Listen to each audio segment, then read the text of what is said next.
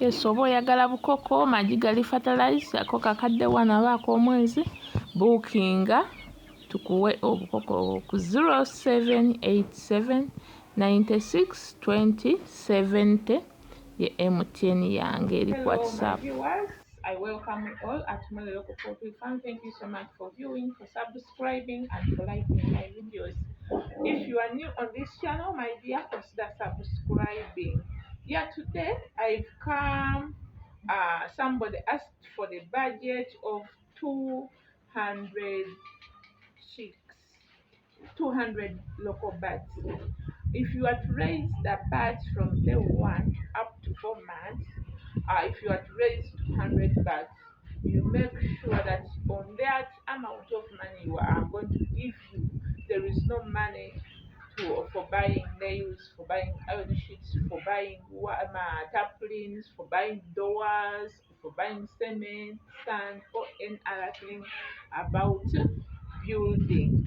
The amount of money I'm going to give you it's the money you are going to use to buy feed, to vaccinate the birds, to buy feeders, drinkers, that's all. So the amount of money I'm going to give you, we don't consider that for building houses or for building the poultry house. Sente zegenda okugamba sente za kuliisa nkoko, za kugula vaccine ya nkoko, za kujjanjabisa nkoko in case nga zirwadde. So bw'oba okyazimba ezo sente teziri kuzimba. Bw'oba olowoozayo okugula otundubaali ezo sente teziri kugula tundubaali.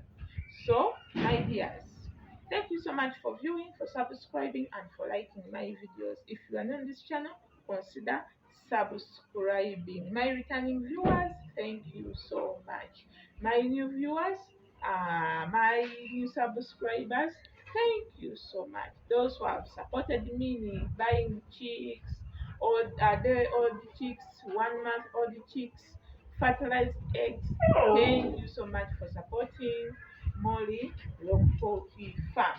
My brothers and sisters in diaspora, thank you so much. You supported me. You've supported me a lot. Thank you so much. So I always say that we always have trainings here at the farm every Tuesday. Tuesday you can call me and we organize for you another day or a special day. The fee remain the same, $5 gyokka. Bambi emisomo gya $5 gyokka. Fee ey'okusomesa omusomo gw'okulunda enkoko $5 gyokka. So my dears, totandika nkoko nga tofunye musomo.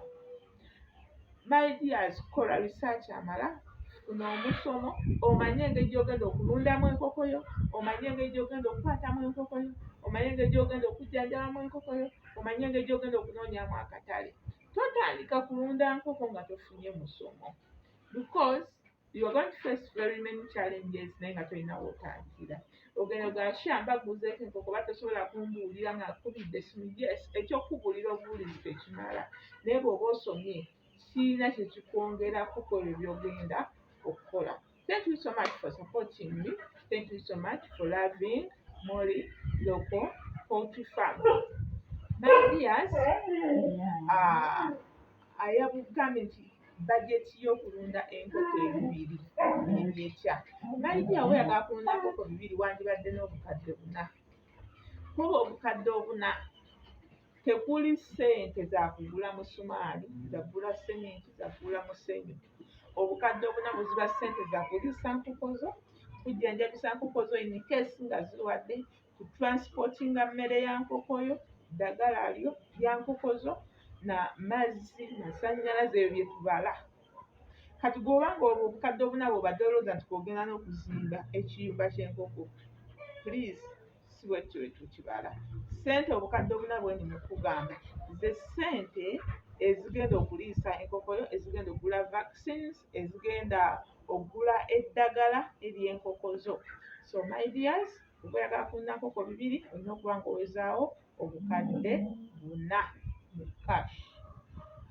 ezo ssente ziba zijja kuliisa enkoko zo paka ku myezi 4 tuba tukusuubira nti empanga zino ogenda kuba ozitunze otandike okukwata ku ssente zitandike okuliisa enkazi zetuba tusuubira okubiika. So my dears, gwaliyo nga weetegekera okulunda, nkuwadde budget ey'enkoko 2. Ate gwa mulala agamba nti ate mba njagala kulunda nkoko 100. Bw'oba oyagala kulunda nkoko 100 beera n'obukadde bwo 2 kuba bujja kuyamba okulunda enkoko 100 paka ku myezi 4. Myezi 4 tuba tusuubira nti ku myezi 4 empanga ezo oba ozitunze nga zikomezaawo ku ssente zo ezikuyamba okupushinga zino enseera paka lwe zibiika nga zitandika okukola ki? Okweriisa. Naye nga thank you so much for viewing, for subscribing and for liking my videos. Yeah, my dears, those who want to buy feeds, my dears, kugamba nti ekifo kiri kimu kyokka, genda ku Balukindu Poultry and Animal Feeds bakuguze emmere y'enkoko. Bajja kuguza emmere y'enkoko gw'alina enkoko zaakona zaagaana okubiika teziteekako weeyiti, genda mu Balukindu Poultry and Animal Feeds tojja kwejjusa. Mukyala mulungi nnyo, wa mazima mu bintu ebyakola, customer care weeri. Balukindu Poultry and Animal Feeds basangibwa Busega mu Kibumbiro niya Samona Factory oba niya ne Muslim Girls. Muslim Girls ssomero nno. Otuuka ku Muslim Girls oba otuuse ku Balukindu Poultry and Animal Feeds. Buli supplement yonna gy'oyagala mu nkoko zo bagirina. Oyagala goba kisu kibi ku faamu yo, oyagala kugejjesa nkoko zo, olwo enkoko zo zaakona zaagaana okubiika, enkoko zo zaagaana okuteekako weight, jangu mu Balukindu Poultry and Animal Feeds. Si nkoko zokka naye batabula n'emmere y'ebisolo byonna, oba nte, oba mbizzi, oba mbuzi, oba ndiga, buli kisolo kyonna ky'omanyi bakitabulira emmere. So banoonyeeko ku nnamba z'essimu ezo wammanga awo. Yes, Balukindu Poultry and Animal Feeds basangibwa Busega. Essimu zange MTN eri WhatsApp eri 0787 96 20 70, ate eya Airtel yo teri WhatsApp naye nga eri 0759 49 82 04.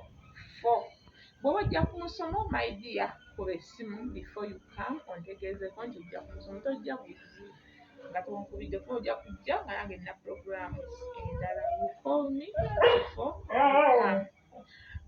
Bookinga obukopo bwa day 1, obukopo obw'omwezi, obukopo amagi agali fertilized tugalina nago bookinga. My dears, thank you so much. Let's meet in the next video.